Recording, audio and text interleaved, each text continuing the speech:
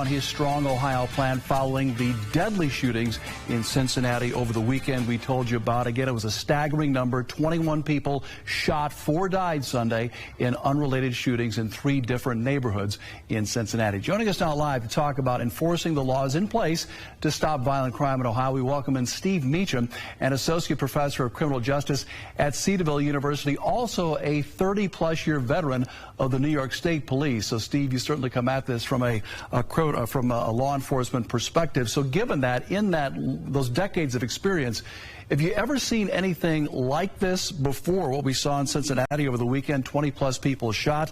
And how do police officers go about responding to this kind of scattered mass violence in a city the size of Cincinnati? Yeah, thanks for having me, Mark. Just a tragic situation what occurred over this weekend in Cincinnati.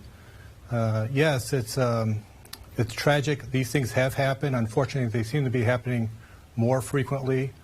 I know up in Milwaukee, Wisconsin, on August 8th, they had 5 different shootings in 40 minutes. In Chicago last weekend, they had a number, again, of shootings up there, 60 shootings over the course of the weekend, at least 5 more people dead in Chicago. And so these things are happening, unfortunately, far too often. Your question regarding what the police response is on these incidents, it's flooding the area with manpower, with investigators, with crime scene technicians. Lots of manpower, lots of resources are committed to these crimes, and when they happen in such close time frame from one another, that puts additional strain on a police agency to investigate these matters and to do it thoroughly so that they can track down the perpetrators and bring them to justice.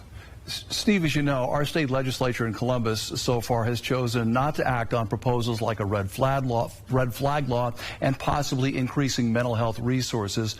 Again, from a law enforcement perspective, do you think they would really help, and how would they impact law enforcement doing their day-to-day job?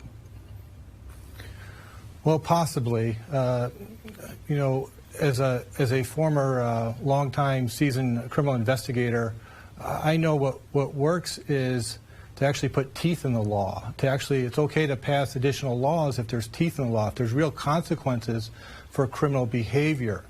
And in looking at the Strong Ohio bill, and some of those things in there could potentially be good.